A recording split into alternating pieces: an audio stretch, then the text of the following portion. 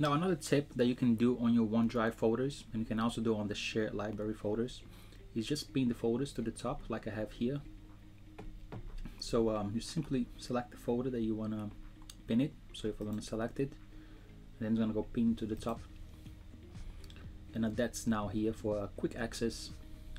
That's literally what it's for. It's just quick access. If you want to remove it from it, you just edit pin and click unpin. That's going to remove the folders, and you can do this for any types of folders. I have here for inside of ESFA Neat. There's a folder here I've pinned as well, so there's a neat tracker, and I'm going to pin another one. So that's quite easy, and it can be very useful if you have a selection of folders that you're constantly using.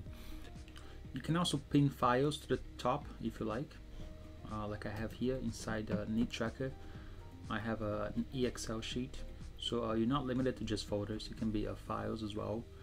So make sure to use the feature for your benefit and help you to navigate the folders easily.